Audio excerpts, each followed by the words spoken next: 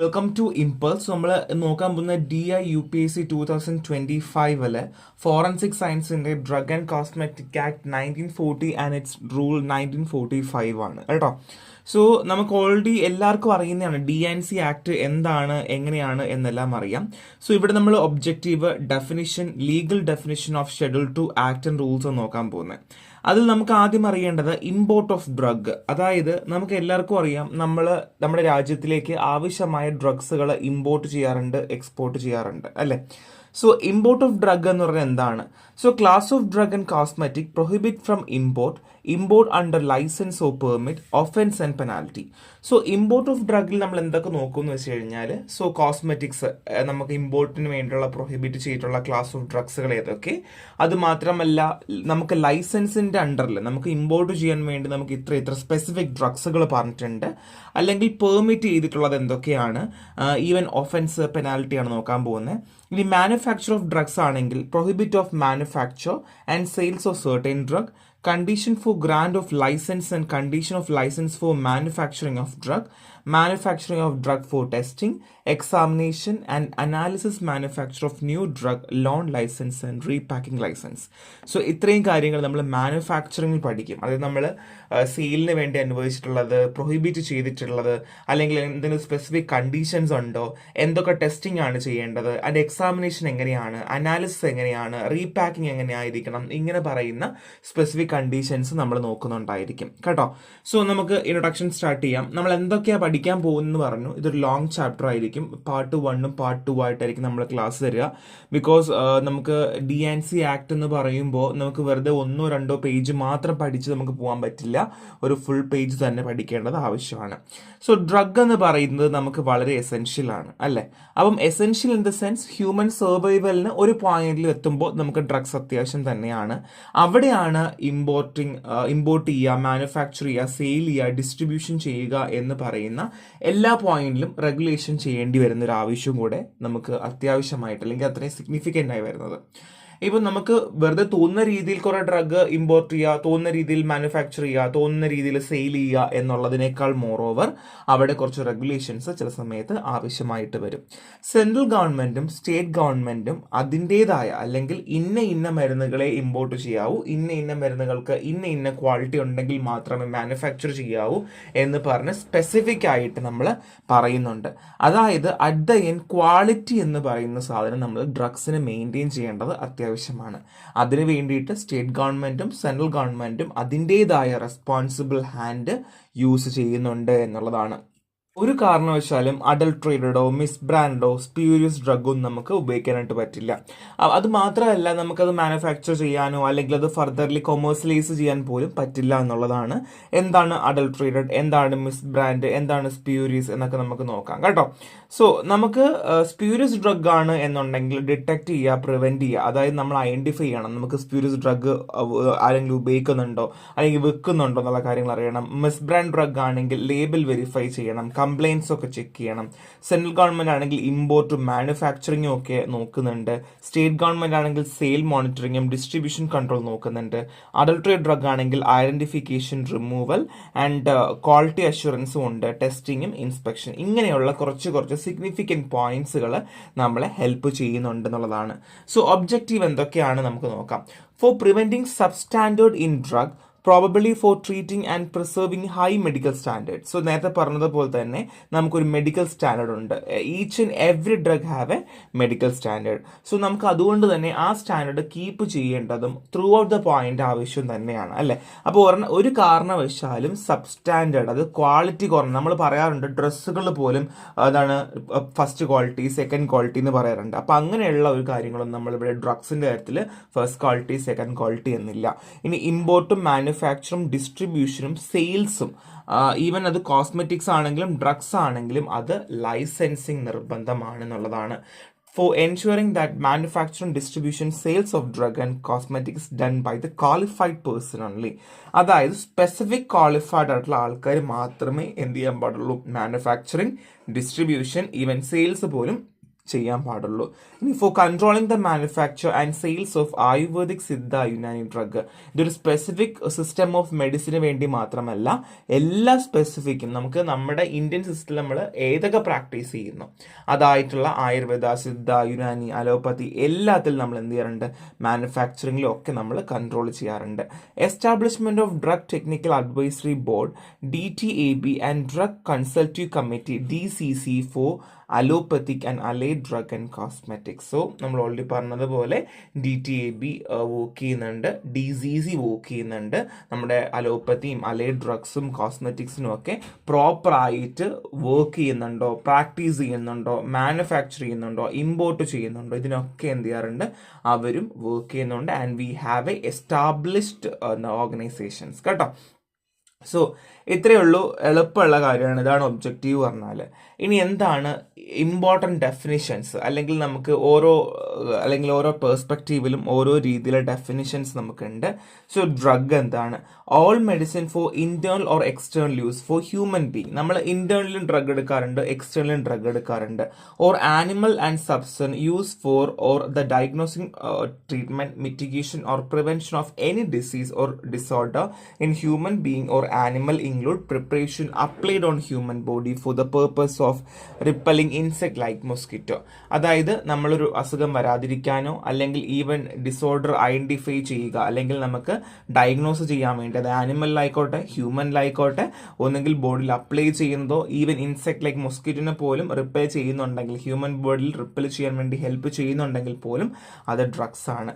ഇനി നമുക്കുണ്ട് the substance or than food which may affect that structure or any function of the human body or used for the destruction of insect or vermin which cause disease in human being or animal are specific from time to time by the central government by notification in official gazette. അതായത് നമ്മുടെ ആഹാരമല്ലാതെ, ഇപ്പൊ നമുക്ക് അറിയാം നമ്മുടെ ആഹാരം nutraceuticals എന്നൊക്കെ പറഞ്ഞ് നിങ്ങൾ കേട്ടിട്ടുണ്ട്. അതായത് നമ്മൾ കഴിക്കുന്ന ഫുഡിൽ തന്നെ നമുക്ക് ന്യൂട്രാസ്യൂട്ടിക്കൽസ് ആയിട്ട് നമ്മൾ ചിലത് പറയാറുണ്ട് അല്ലേ. ഞാൻ പറയാറുണ്ട് ഇപ്പൊ ന്യൂട്രാസ്യൂട്ടിക്കൽ ഫുഡ് മാത്രമേ ഞാൻ കഴിക്കാറുള്ളൂ എന്ന് ചില ആൾക്കാർ പറയാറുണ്ട് അല്ലേ. അപ്പൊ അതേപോലെയൊക്കെ. എന്നാൽ ഫുഡൊന്നൊഴികെ അല്ലാതെ നമ്മുടെ ഹ്യൂമൻ ബോഡീൻ്റെ ഫങ്ഷനെയോ സ്ട്രക്ചറിനെയോ മാറ്റുന്ന, അല്ലെങ്കിൽ അതിനെ അഫക്റ്റ് ചെയ്യുന്നു, അല്ലെങ്കിൽ ഇൻസെക്ട്സോ വേമിനോ അതിനെയൊക്കെ ഡിസ്ട്രക്ട് ചെയ്യാൻ വേണ്ടി ഹെൽപ്പ് ചെയ്യുന്നു. അത് ആനിമൽസിലോ ഹ്യൂമനിലോ ആയിരിക്കാം. ആൻഡ് ഈ ഡെഫിനിഷൻ മാറാം, ഒഫീഷ്യൽ ഗസറ്റിൽ വേണമെങ്കിൽ പബ്ലിഷ് ചെയ്ത് മാറാം എന്നുള്ളതാണ്. The substance used as component of a drug including empty gelatin capsule. So നമ്മൾ empty gelatin ക്യാപ്സൂളിനകത്ത് എന്ത് ചെയ്യുന്നു, നമ്മുടെ ഡ്രഗ് ഇൻക്ലൂഡ് ചെയ്യുന്നുണ്ടെങ്കിൽ the substance used as component of a drug including empty gelatin capsule. So empty gelatin ക്യാപ്സൂളിനകത്ത് including ആണ് പറയുന്നത്. ഏതെങ്കിലും സബ്സ്റ്റൻസ് ഇൻക്ലൂഡ് ചെയ്യുന്നുണ്ടെങ്കിലും it's called as drug. And the device use for internal or external use in the diagnosis, treatment, mitigation and prevention of disease or disorder in human being or animal. ഇതും തമ്മിൽ ചെറിയൊരു ബന്ധം അങ്ങോട്ടും ഇങ്ങോട്ടും ഉണ്ട് കേട്ടോ. May be specified from time to time by central government by notification in official gazette after consulting with drug technical advisory. DTABയുമായിട്ടുള്ള ബന്ധമുണ്ട് ആൻഡ് ഒഫീഷ്യൽ ഗസറ്റ് ഉണ്ട് എന്നുള്ളതല്ലാതെ ബാക്കിയെല്ലാം ഏകദേശം ഒരു സെയിം ആണ് കേട്ടോ. 50-50 സെയിം ആണെന്നുള്ളതാണ്. അപ്പം ഇത്രയേ ഉള്ളൂ. ഒന്ന് ഹ്യൂമനോ ആനിമൽ യൂസോ, ഡയഗ്നോസിസ്, പ്രിവെൻഷൻ, മിറ്റിഗേഷൻ. ആൻഡ് രണ്ടാമത് നമുക്ക് വേമിനോ ഇൻസെക്ട്സോ പുറത്തേക്ക് കളയാൻ വേണ്ടി, ഡിസ്ട്രാക്ട് ചെയ്യാൻ വേണ്ടിയിട്ടും അത് ഒഫീഷ്യൽ ഗസറ്റിൽ മാറിക്കൊണ്ടേയിരിക്കും. ഇനി ഡ്രഗ് കമ്പോണന്റ്, നമ്മൾ ഉപയോഗിക്കുന്ന drug component including empty gelatin capsule and device ഞാൻ പറഞ്ഞു ഡിസീസ് പ്രിവെൻഷൻ ചെയ്യാൻ വേണ്ടി ഹെൽപ്പ് ചെയ്യുന്നു. ഇനിയാണ് കോസ്മെറ്റിക്സ് പറയുന്നത്. So it means any article intend to be spread, poured, rubbed or sprinkled or introduced into or applied to the human body or its any part of cleansing, beautifying, promoting attractiveness or altering the appearance. It also include any article intended to be component of the cosmetic. അതായത് നമ്മളെ ദേഹത്ത് പുരട്ടുന്നയോ അല്ലെങ്കിൽ പോർ ചെയ്യുന്നയോ അല്ലെങ്കിൽ റബ്ബ് ചെയ്യുന്നയോ അല്ലെങ്കിൽ sprinkle ചെയ്യുന്നയോ നമ്മൾ introduce ചെയ്യുന്നു human ബോഡിയിൽ അല്ലെ. അപ്പം ബ്യൂട്ടിഫൈ ചെയ്യാൻ വേണ്ടി, വൃത്തിയാക്കാൻ വേണ്ടി, ക്ലെൻസ് ചെയ്യാൻ വേണ്ടി, ഓൾട്ടർ ചെയ്യാനൊക്കെ വേണ്ടിയിട്ട്. ഇനി എന്താണ് ayurvedic, Siddha or Unani drugs? So these include all the medicine use for internal or external purpose or used in diagnosis, treatment, mitigation or prevention of disorder or disease in human being or animal. ഇത് നമ്മുടെ same തന്നെ. Drug എന്താന്ന് പറയുന്നതിന്റെ same definition. And manufacture exclusively in accordance with the formula describe in authoritative books or Ayurveda Unani Tibi system of medicine specified in the first schedule of the Drug and Cosmetic Act 1940. ഇവിടെ അടുത്ത് വരുന്ന second portion of the ഡ്രഗ്സിന്റെ ഒരു ചേഞ്ചിൽ വരുന്നത് manufacturing പറയുന്നുണ്ട്. ഇത് എപ്പോഴും authorised book ആയിരിക്കണം. ഏത് ആയുർവേദ, സിദ്ധ, യുനാനി, ടിബി സിസ്റ്റം പോലുള്ള മെഡിസിൻ ആയിട്ടുള്ള ഓതറൈസ്ഡ് അല്ലെങ്കിൽ ഒതന്റിക്കേറ്റഡ് ആയിട്ടുള്ള ബുക്ക് ഓഫ് സിസ്റ്റം നമ്മൾ എടുത്തിട്ടുള്ള ഇൻഫർമേഷൻസ് ആയിരിക്കണം എന്നുള്ളതാണ്. And specified the first schedule to the drug and cosmetic act 1940 എന്നുള്ളതാണ്. And next one is Gudaku. It is a tobacco product used for rubbing again human teeth. നമ്മൾ പല്ലിൽ തേക്കുന്ന സാധനമാണ്. So tobacco powder ആണ്. Lime, മൊളസ് ഒക്കെ ഉണ്ടായിരിക്കും with red mineral matter. It's a cosmetic with provision of the act. So may be നിങ്ങൾക്കൊരു ചോദ്യം വന്നേക്കാം, ഐഡന്റിഫൈ എന്താണ് ഒരു കോസ്മെറ്റിക് പ്രൊഡക്റ്റ് ഐഡന്റിഫൈ ചെയ്യാൻ പറയും. കുറേ എക്സാമ്പിൾ തരും. അതിൽ എന്താണ് ഗുഡകുവും കൂടെ തരും. ഇപ്പം മനസ്സിലാക്കുക, ഗുഡകു എന്ന് പറയുന്നത് ഒരു ടൊബാക്കോ പ്രൊഡക്റ്റ് ആണ്. എന്താണ് നമ്മളെ ഹ്യൂമൻ ടീത്തിൽ നമ്മൾ റബ്ബ് ചെയ്യുന്നതാണ്. അതിൽ ടൊബാക്കോ പൗഡർ ഉണ്ട്, ലൈം ഉണ്ട്, ആൻഡ് മൊളസസ് ഉണ്ട്, and also with red mineral matter ഉണ്ട്. സോ നമ്മൾ നമ്മുടെ ടീത്തിൽ തേക്കുന്ന ഒരു കൈൻഡ് ഓഫ് ഒരു പൗഡർ ആണ് എന്നുള്ളതാണ് കേട്ടോ. പറയാൻ പോകുന്നത് പേറ്റന്റ് ഓർ പ്രൊപ്രൈറ്ററി മെഡിസിൻ ആണ്. സോ ഒരൊറ്റ കാര്യം മാത്രം ആലോചിക്കുക, പേറ്റന്റ് ഓൺ പ്രൊപ്രൈറ്ററി മെഡിസിൻ എന്ന് പറഞ്ഞു കഴിഞ്ഞാൽ നമുക്ക് ഒരു ബുക്കുകളിലും ഉണ്ടാവില്ല, ഒരു ഒഫീഷ്യൽ ബുക്കുകളിലും ഉണ്ടാവില്ല. ജസ്റ്റ് എന്താണ് നമ്മൾ ഈ ഡ്രഗുകൾ ഉപയോഗിക്കുന്നതിൻ്റെ സൈഡ് എഫക്റ്റ് നമുക്കറിയില്ല, അല്ലെങ്കിൽ ഇതിൻ്റെ യൂസ് പ്രോപ്പറായിട്ട് അറിയില്ല എന്നുള്ളതാണ് ബേസിക് ആയിട്ട് നമ്മൾ മനസ്സിലാക്കി വെക്കേണ്ടത്. ഇനി ആയുർവേദ, സിദ്ധ, യുനാനി സിസ്റ്റം വെച്ച് പറയുവാണെങ്കിൽ all formula containing only one such ingredient mentioned in the formula described in the authoritative books of. So ഞാൻ ഓൾറെഡി പറയാം, ഇതിനകത്ത് ഏതെങ്കിലും ഒരു കണ്ടന്റ് മാത്രമേ ചിലപ്പോൾ എന്തുണ്ടാവില്ല, നമുക്കൊരു ഒതറേറ്റീവ് ബുക്കിൽ മാത്രമേ ഉണ്ടായിരിക്കുള്ളൂ എന്നുള്ളതാണ്. So Ayurveda, Siddha, Unani system of medicine specify in first schedule to act but does not include the medicine administered by parallel route. So നമുക്ക് പാരലൽ റൂട്ടിൽ എങ്ങനെയാണ് കൊടുക്കേണ്ടത്, എന്ത് രീതിയിലാണ് കൊടുക്കേണ്ടത്, അതിനെപ്പറ്റിയുള്ള ഫോർമുലേഷനോ അതിനെപ്പറ്റി ഒന്നും എന്തില്ല നമുക്കൊരു ഒതറേറ്റീവ് ബുക്കിനകത്ത് ഉണ്ടാവില്ല. In relation to any other system of medicine including allopathic, a drug present in a form ready for internal or external administration of human being or animal and which is not include for the time being in the edition of Indian pharmacopoeia or any other pharmacopoeia. Allopathy സിസ്റ്റത്തിൽ പറയുവാണ് എന്നുണ്ടെങ്കിൽ ഒരു ബുക്കിനകത്തോ അല്ലെങ്കിൽ നമ്മുടെ ഫാർമക്കോപ്പിക്കകത്തോ അല്ലെങ്കിൽ already ഉണ്ടായിരുന്ന ഫാർമക്കോപ്പിക്കകത്തോ ഒരു ഇൻഫർമേഷൻസോ ആ ഡ്രഗിനെ പറ്റി ഒന്നും ഉണ്ടാകില്ല. ആയുർവേദ, യുനാനി ആണ് എന്നുണ്ടെങ്കിൽ നമുക്ക് പാരലൽ റൂട്ടിനോ കാര്യങ്ങൾക്കോ ഒന്നും ഉണ്ടാവില്ല. ബാക്കി നമുക്ക് ഈ first schedule to the act but does not include the medicine administered by parallel റൂട്ടിൻ്റെ കാര്യങ്ങളൊന്നും അതിനകത്ത് ഉണ്ടാവില്ല എന്നുള്ളതാണ്. ഇവിടെയാണെങ്കിൽ നമ്മുടെ അലോപ്പതി ആണെന്നെങ്കിൽ നമുക്ക് ഇന്ത്യൻ ഫാർമക്കോപ്പിയയിലോ ഒരു ഫാർമക്കോപ്പിയയിലോ ഇൻഫർമേഷൻസോ കാര്യങ്ങളോ ഒന്നും ഉണ്ടാവില്ല എന്നുള്ളതാണ്. ഇനി മിസ് ബ്രാൻഡ് ഡ്രഗ്, ഓൾറെഡി അറിയാലോ മിസ് ബ്രാൻഡ് ഡ്രഗ്. അവിടെ ശ്രദ്ധിക്കേണ്ട മേജർ 3 കാര്യങ്ങൾ. ഒന്ന്, if it is not label in the prescribe manner, നമുക്കൊരു മാനർ ഉണ്ട്, അതുപോലെ ചെയ്തിട്ടില്ലെങ്കിൽ it's called misbrand drug. ശ്രദ്ധിച്ച് പഠിക്കുക. If it is coloured, coated, powdered or polish the damage is concealed, പൊട്ടിയതോ ചളങ്ങിയതോ അല്ലെങ്കിൽ ഊരിപ്പോയതൊക്കെ നമ്മൾ ഒട്ടിച്ചൊക്കെ വെച്ചിട്ടുണ്ടെങ്കിൽ അത് മിസ് ബ്രാൻഡ് ആണ്. Okay, and if the label or content or any accompanying the drug bears any statement, design or device which make any false claim for the drug or given misleading information. നമുക്ക് misleading information തരുന്നുണ്ട്, അല്ലെങ്കിൽ ഒരു വേറൊരു information, അകത്ത് paracetamol വെച്ചിട്ട് diclofenac ആണെന്ന് പറഞ്ഞാൽ വിൽക്കുവാണ്, അല്ലെങ്കിൽ ഡൈക്ലോഫെനാക്കിന്റെ കവർ പൊട്ടിപ്പോയി ഞാൻ വേറെ സൂപ്പർ ഗ്ലോ ഫെവിക്വിക്കോ ഒട്ടിച്ചു വെച്ചിരിക്കുവാണ്, അല്ലെങ്കിൽ പ്രോപ്പറായിട്ട് ഞാൻ ലേബിൾ ചെയ്തിട്ടില്ല, വെറുതെ ഡൈക്ലോഫെനാക്കിനെ ഡി ചെറുത് സി വലുത് അങ്ങനെ ഒട്ടിച്ചു വെച്ചിരിക്കുക, ഇതെല്ലാം മിസ് ബ്രാൻഡാണ് കേട്ടോ. ഇനി നമ്മൾ അഡൾട്രേറ്റ് ഡ്രഗിനെ പറ്റി പറയുവാണ്. എപ്പോഴാണ് ഒരു ഡ്രഗ് അഡൾട്രേറ്റ് ആയി എന്ന് നമ്മൾ പറയുന്നത്? അപ്പോൾ ഒന്നെങ്കിൽ മുഴുവനായിട്ടോ അല്ലെങ്കിൽ കുറച്ചായിട്ടോ അല്ലെങ്കിൽ ഡീകമ്പോസ് ചെയ്ത സാധനങ്ങളോ അല്ലെങ്കിൽ പകുതിയായിട്ട് ഞാൻ വേറെ സാധനങ്ങൾ ചേർത്താൽ പോലും ഇറ്റ്സ് കോൾഡ് അഡൾട്രേറ്റഡ്. അതായത് പായസത്തിൽ ഞാൻ കുറച്ച് മണ്ണ് വാരിയിട്ടാലും കുറേ മണ്ണ് വാരിയിട്ടാലും ഇനി ചീത്തയിൽ പോയ പായസമായിട്ട് നമ്മളൊക്കെ കൊടുക്കുന്നെങ്കിലും ദാറ്റ്സ് കോൾഡ് അഡൾട്രേറ്റഡ് കേട്ടോ.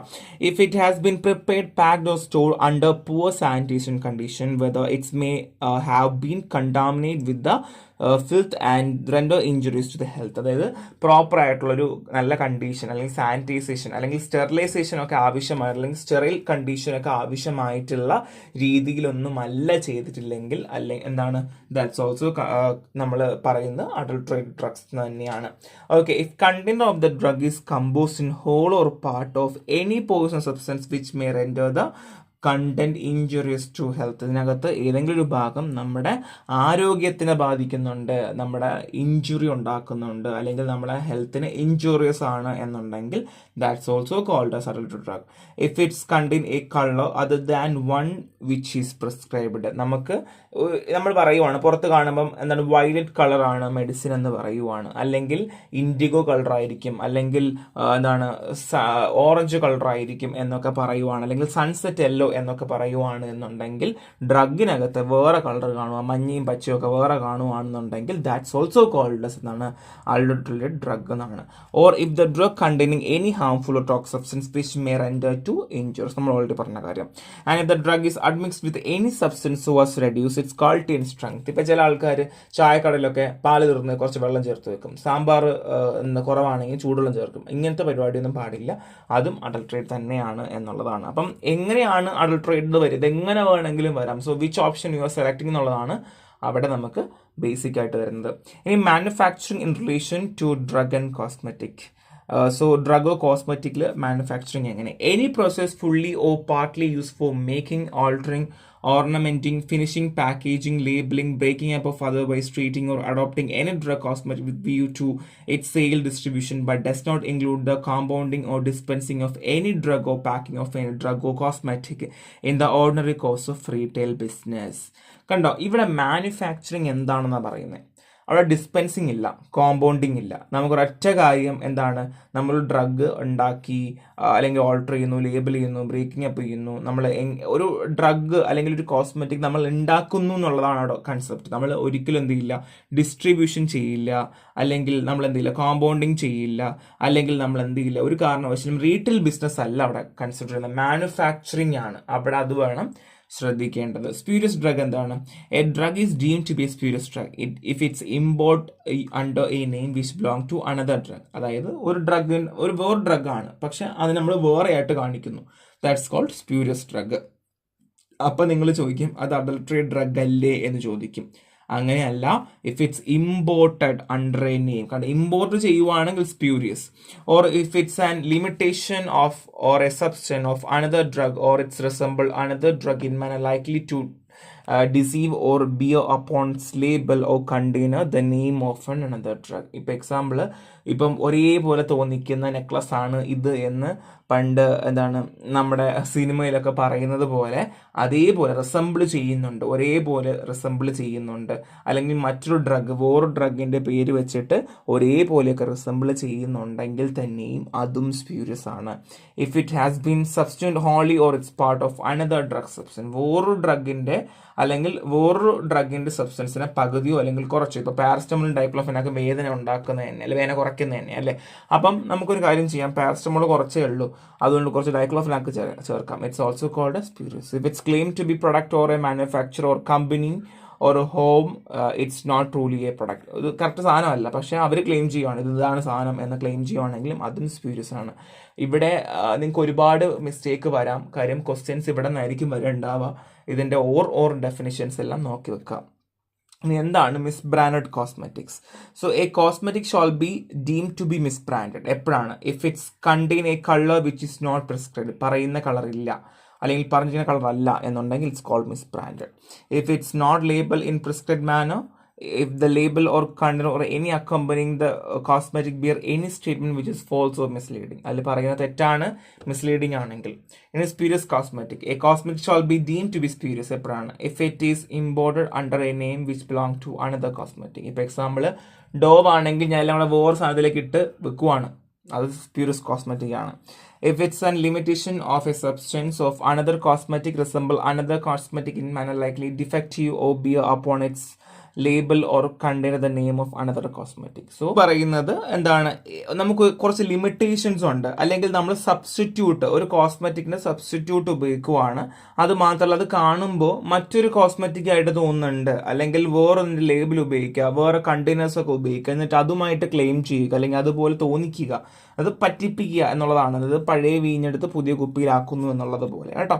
and if the label or the content be the name of individual or a company purporting to the manufacturer of the cosmetic which individual or company is fictitious or does not exist. അപ്പം ഞാൻ വിചാരിക്കുവാണ് ചുമ്മാ ഒരു label അങ്ങ് അടിച്ചിറക്കാം, ചുമ്മാ ഒരു number ഇറക്കാം. അപ്പോൾ നമ്മൾ എന്താ ഈ ഫാർമസ്യൂട്ടിക്സിലൊക്കെ നമ്മൾ ലാബിൽ പ്രൊഡക്റ്റ് ഉണ്ടാക്കുമ്പോൾ നമ്മൾ ചുമ്മാ ഒരു കമ്പനിയുടെ പേര് ഉണ്ടാക്കി വെക്കും. പക്ഷേ ആക്ച്വലി അത് ഉണ്ടാവില്ല അല്ലേ, അല്ലെങ്കിൽ ആക്ച്വലി ഉള്ളൊരു കമ്പനിയല്ല, നമ്മൾ ഉണ്ടാക്കി വെക്കുവാണ് ചെയ്യുക. അത് തന്നെയാണ് സംഭവം. If it purpose to be product of a manufacture of whom it is not truly a product. So actually അതൊരു പ്രൊഡക്റ്റ് ഒന്നും അല്ല, ചുമ്മാ നമ്മൾ പേർപ്പസ്ഫുള്ളി ഇത് പറയുവാണ്, ഇതാണ് എന്നുള്ള കാര്യങ്ങൾ പറയുവാണ് ചെയ്യുന്നത്. ഇനി നമ്മൾ നോക്കാൻ പോകുന്ന schedules to the act and rules ആണ്. So there are 2 schedules to the act and 35 schedules to the rules. So നമുക്ക് എന്താണ്, ആക്ടിനാണെങ്കിൽ 2 ഷെഡ്യൂളും റൂൾസിനാണെങ്കിൽ 35 ഷെഡ്യൂൾസുമാണ് നമുക്കുള്ളത്. ഇനി the schedules to the act എത്രയാണ്, 2 ഉള്ളത് അല്ലേ. The first schedule it comprises the list of books of reference for Ayurveda, Siddha, Unani medicine. There are 57 books of Ayurveda, 30 books for Siddha and 30 for Unani tip system listed in the schedule, which are used for different formulation in accordance with provision of the act. അപ്പം first ഷെഡ്യൂളിലാണെന്നുണ്ടെങ്കിൽ ആയുർവേദ, സിദ്ധ, യുനാനിയാണ് പറയുന്നത്. 57 book Ayurveda, 30 book Siddha, 13 for Unani ആണ് എന്നുള്ളതാണ് കേട്ടോ. So second schedule ആണെങ്കിൽ it comprise of standard to complies with import drug, manufacturing of drug, their sales, stock and storage. So ഇവിടെ manufacturing, sales, stocking ഒക്കെയാണ് വരുന്നത്. അപ്പോൾ ഇത്രയേ ഉള്ളൂ. ഫസ്റ്റ് ആണെങ്കിൽ ആയുർവേദ, സിദ്ധ, യുനാനി. സെക്കൻഡ് ആണെങ്കിൽ import drug, manufacture of drug, sales and storage ആണ്, മറന്നു പോകരുത്. ഇനി ഷെഡ്യൂൾ ടു ദ റൂൾസ്, ഇത് ഇത്രയും നിങ്ങൾ പഠിച്ച കാര്യമാണ്, കാണാതെ പഠിക്കുക. ഷെഡ്യൂൾ എ ആണെങ്കിൽ ആപ്ലിക്കേഷൻ ഫോം, ബി ആണെങ്കിൽ അനാലിസിസ് ഓഫ് ഫീസ്, സി ആണെങ്കിൽ സ്പെഷ്യൽ പ്രൊഡക്റ്റ് ലിസ്റ്റ്, C1 ആണെങ്കിൽ other special product list, D ആണെങ്കിൽ ഡ്രഗ് എക്സെപ്ഷൻ കണ്ടീഷൻ, D1 ആണെങ്കിൽ manufacture undertaking for registration, D2 ആണെങ്കിൽ undertaking the bulk drug registration or import, E ആണെങ്കിൽ poison substance in traditional medicine, F ആണെങ്കിൽ blood bank operation requirement, F1 ആണെങ്കിൽ vaccine and antisera provision, F ആണെങ്കിൽ surgical dressing standard, F3 ആണെങ്കിൽ അംബലിക്കൽ tape and FF ആണെങ്കിൽ ophthalmic standard, G ആണെങ്കിൽ drug under supervision. ഇതൊക്കെയാണ്, ഇത് കാണാതെ പഠിച്ചേ പറ്റൂ. സോ നമുക്ക് ഓരോന്നായിട്ട് ബ്രേക്ക് ഡൗൺ ചെയ്യാം. എ ആണെങ്കിൽ എന്താണ്, ആപ്ലിക്കേഷൻ ഫോം, ബി ആണെങ്കിലോ അനാലിസിസ് ഫോം, സി ആണെങ്കിൽ സ്പെഷ്യൽ പ്രൊഡക്റ്റ് പറഞ്ഞു, ആൻഡ് C1 ആണെങ്കിൽ സ്പെഷ്യൽ പ്രൊഡക്റ്റ് ലിസ്റ്റാണ്. സി ആണെങ്കിൽ സ്പെഷ്യൽ പ്രൊഡക്റ്റും C1 ആണെങ്കിൽ ലിസ്റ്റും ആണ് കേട്ടോ. സോ പിന്നെ നമുക്ക് എളുപ്പം ഓർത്തിരിക്കാൻ പറ്റുന്നത് എഫ് ആണെങ്കിൽ ബ്ലഡ് ആണ് അല്ലേ. സോ ഇതിൽ FF ആണെങ്കിൽ കണ്ണാടി പോലെ ഇരിക്കുന്നു പറയും, ഇതെങ്ങനെ കണ്ണാടി വരയ്ക്കാൻ പറ്റും, ഇങ്ങനെയൊക്കെ വലിയ ഷോർട്ട് ഫോമിലൊക്കെ ഇട്ട് നിങ്ങൾ പഠിക്കുക. ഇറ്റ്സ് വെരി ഇമ്പോർട്ടൻറ്റ് കേട്ടോ. ഇത് H ആണെങ്കിൽ പ്രിസ്ക്രിപ്ഷൻ ഡ്രഗ്, J ആണെങ്കിൽ list of disease or ointment, K ആണെങ്കിൽ നമുക്കിവിടെ ഞാൻ ഓൾറെഡി കുഞ്ഞു കുഞ്ഞു ഷോർട്ട് ഫോം കൊടുത്തിട്ടുണ്ട്. K ആണെങ്കിൽ എക്സംപ്റ്റ് ഡ്രഗ്, M ആണെങ്കിൽ GMP റിക്വയർമെൻറ്റ്, M1 ആണെങ്കിൽ ഹോമിയോപ്പത്തിക്ക് ആൻഡ് M2 ആണെങ്കിൽ കോസ്മെറ്റിക് GMP, 3 ആണെങ്കിൽ medicine device GMP and N ആണെങ്കിൽ മിനിമം ഫാർമസി റിക്വയർമെൻറ്റ്, അതെല്ലാവർക്കും അറിയുന്ന കേസാണ്. ആൻഡ് O ആണെങ്കിൽ ഡിസ്ഇൻഫെക്റ്റീവ് സ്റ്റാൻഡേർഡ്, P ആണെങ്കിൽ ഡ്രഗ് ലൈഫ്, P1 ആണെങ്കിൽ പാക്ക് സൈസ്, കോസ്മെറ്റിക് ഇൻഗ്രീഡിയൻ്റ് ആണെങ്കിൽ Q. സോ ഇതേപോലെ ഞാൻ ഓരോന്നിൻ്റെയും കൊടുത്തിട്ടുണ്ട്, അത് അതുപോലെ തന്നെ പഠിക്കാം. ഓക്കെ, R ആണെങ്കിൽ rubber latex condom standard, R1 medicine device standard, S ആണെങ്കിൽ കോസ്മെറ്റിക് സ്റ്റാൻഡേർഡ്, T ആണെങ്കിൽ GMP for traditional medicine, U ആണെങ്കിൽ manufacturing and analysis record and schedule U1 ആണെങ്കിൽ മാനുഫാക്ചറിങ് റെക്കോർഡ് ഡീറ്റെയിൽസ്, V ആണെങ്കിൽ പ്രൊപ്രൈറ്ററി മെഡിസിൻ സ്റ്റാൻഡേർഡ്, X ആണെങ്കിൽ psychotropic substance control and Y ആണെങ്കിൽ clinical trial guide lines. ഇത്രയും തന്നെയാണ് ഇവിടെ കൊടുത്തുള്ളത്. പക്ഷേ ഇത് ഇത്രയും വാരിക്കോരി പഠിച്ചില്ലെങ്കിലും അല്ലെങ്കിൽ നിങ്ങൾക്ക് ഓർമ്മ കിട്ടില്ലെങ്കിലും അറ്റ്ലീസ്റ്റ് ഈ കൊടുത്തിരുന്ന കോഴ്സുകൾ പഠിക്കുക. അപ്പം നിങ്ങൾക്ക് ഇച്ചിരി എളുപ്പം ഉണ്ടായിരിക്കും, ഓർമ്മ ഉണ്ടായിരിക്കും. ഓക്കെ, ഇനി നമ്മൾ പറയാൻ പോകുന്നത് import of drug and cosmetics ആണ് കേട്ടോ. So import of drug and cosmetics regulate by the provision of this act. So class of drug and cosmetic prohibit for import. നമുക്ക് കുറച്ച് ഡ്രഗുകൾ ഇമ്പോർട്ടിന് വേണ്ടി പ്രൊഹിബിറ്റ് ചെയ്തിട്ടുണ്ട്. ഏതൊക്കെ നോക്കിയാലോ. So drug or cosmetic which are not stand quality, നമുക്ക് stand quality ഇല്ല. മിസ് ബ്രാൻഡ് സ്പ്യൂരീസ് ആണെങ്കിൽ, അഡൾട്രേറ്റ് ആണെങ്കിൽ ഇമ്പോർട്ട് ലൈസൻസ് നമുക്ക് അത്യാവശ്യം തന്നെയാണ്. And any patent proprietary medicine without true formula or list of active ingredient and other their quantity. ഇപ്പോൾ example proprietary medicine ആണ്, true formulation അല്ല, അല്ലെങ്കിൽ ആക്റ്റീവ് ഇൻഗ്രീഡിയൻറ്റോ അതിൻ്റെ ക്വാണ്ടിറ്റി ഒന്നും മെൻഷൻ ചെയ്തിട്ടില്ല എന്നുണ്ടെങ്കിൽ any drug or formulation which claim to prevent or cure disease mention schedule G. അതായത് ഏതെങ്കിലും ഒരു ഡ്രഗ് പറയുവാണ്, ക്ലെയിം ചെയ്യുവാണ്, ഇന്ന ക്യൂറും ഇന്ന ഡിസീസിനെ പറ്റി മെൻഷൻ ചെയ്യുന്നുണ്ട്, ഷെഡ്യൂൾ ജി അനുസരിച്ച് പറയുവാണെങ്കിൽ അത് പ്രൊഹിബിറ്റഡ് ആണ് എന്നുള്ളതാണ്. And any drug or cosmetic for which manufacture, sales or distribution is prohibited in any country of its origin. ഇപ്പോൾ എക്സാമ്പിൾ അമേരിക്കയിൽ പ്രൊഹിബിറ്റ് ചെയ്തു, അതുകൊണ്ട് ഇന്ത്യയിൽ കൊണ്ടുവന്ന് വെക്കാമെന്ന് വിചാരിക്കാൻ നടക്കില്ല കേട്ടോ. പിന്നെ അത് മാത്രമല്ല പ്രോപ്പർലി പാക്ഡ് അല്ല, ലേബിൾഡ് അല്ല എന്നുണ്ടെങ്കിലും any cosmetic contain any ingredient which may render its unsafe or harmful, അൺസേഫും ഹാംഫുൾ ആണെങ്കിൽ any drug or cosmetic that import of which is prohibited by act പ്രകാരം പ്രൊഹിബിറ്റ് ചെയ്യുന്നുണ്ട്. ഇന്ന ഡ്രഗ് നമുക്ക് ഇവിടെ കൊണ്ടുവരാൻ പാടില്ല എന്ന് പറഞ്ഞിട്ടുണ്ടെങ്കിൽ കൊണ്ടുവരാൻ പാടില്ല കേട്ടോ. ഇങ്ങനെയുള്ള കാര്യം ഇതൊക്കെ എളുപ്പമാണ്, ഇതൊന്നുമില്ല, നിങ്ങൾ ആദ്യത്തെ കാര്യങ്ങൾ പഠിച്ചിട്ടുണ്ടെങ്കിൽ എളുപ്പമാണ്. ഇനി നമ്മൾ പറയാൻ പോകുന്നത് എക്സെപ്ഷൻസ് ആണ്. കുറച്ച് ഡ്രഗുകൾ നമുക്ക് കുറച്ച് എക്സെപ്ഷൻസ് വെച്ചിട്ടുണ്ട് ഇമ്പോർട്ടിൻ്റെ കാര്യത്തിൽ കേട്ടോ. സോ അവിടെ extend and condition of exception. Substance not Indian for medicine use that cannot be import without restriction. നമുക്ക് മെഡിസിൻ യൂസോ കാര്യങ്ങളോ ഒന്നും ഇല്ല, അല്ലെങ്കിൽ അതിനകത്ത് പറയുന്നില്ല എന്നുണ്ടെങ്കിൽ നമുക്ക് ഇമ്പോർട്ട് ചെയ്യാം. Providing import in bulk and import certificate and they are import four non medicine use. So non medicine use എന്നുള്ള എന്തായാലും അത് ലേബിൾ ചെയ്യണം, ആൻഡ് അത് നിങ്ങൾക്ക് വേണമെങ്കിൽ ഇമ്പോർട്ട് ചെയ്യാം. And substance include in schedule C1 record for manufacturing purpose but does not Indian for medicine use. So schedule C1 പ്രകാരം നമുക്ക് മാനുഫാക്ചർ ചെയ്യണം, അല്ലെങ്കിൽ ഷെഡ്യൂൾ C1ന്റെ റിക്വയർമെന്റ് അനുസരിച്ച് മാനുഫാക്ചറിംഗ് പർപ്പസിന് കൊണ്ടുവരികയാണ്, പക്ഷേ മെഡിസിൻ യൂസോ കാര്യങ്ങളൊന്നും ക്ലെയിം ചെയ്യാൻ പാടില്ല. And except from all provision regulate importing except that importer should not be hold licence for manufacturing of schedule C and C1 drug.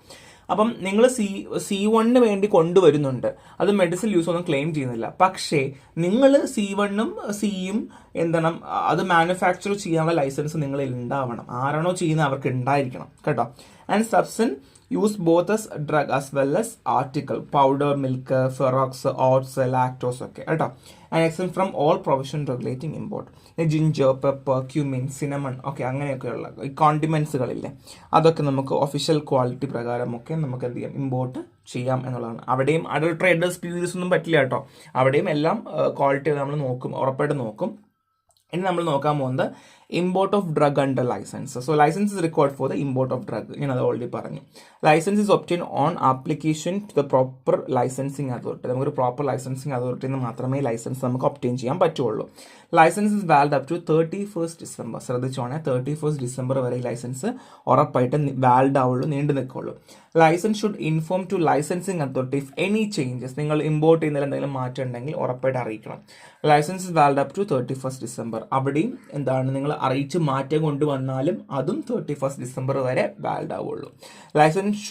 Licensee should inform to licensing authority if any change. പിന്നെയും changes ഉണ്ടെങ്കിൽ നമ്മൾ എന്ത് ചെയ്യണം, ഉറപ്പായിട്ടും അറിയിച്ചു കൊണ്ടേ ഇരിക്കണം എന്നുള്ളതാണ്. ഈ നമ്മൾ ലൈസൻസ് അപ്രൂവ് കിട്ടി, പുതിയ ലൈസൻസ് വന്നെങ്കിൽ പോലും അതിലും പിന്നെയും ചേഞ്ച് ഉണ്ടെങ്കിൽ പിന്നെ എന്തിനാ ലൈസൻസിയും നമ്മൾ അറിയിക്കേണ്ടത് ആവശ്യമാണ്. ഇതിപ്പോൾ എക്സാമ്പിൾ നമുക്കൊരു ലൈസൻസി ഉണ്ട്, ഇപ്പം ഞാനാണ് ലൈസൻസി എങ്കിൽ എനിക്ക് മാറുവാണ്, ഞാൻ മാറി പകരം വേറെ ലൈസൻസി വരികയാണെന്നെങ്കിൽ പോലും അതും അറിയിക്കണം എന്നുള്ളതാണ്. Import under licence or permit. The licensing authority grant a licence for import for following class. The drugs specified in Schedule C and C1 excluding those specified in Schedule X.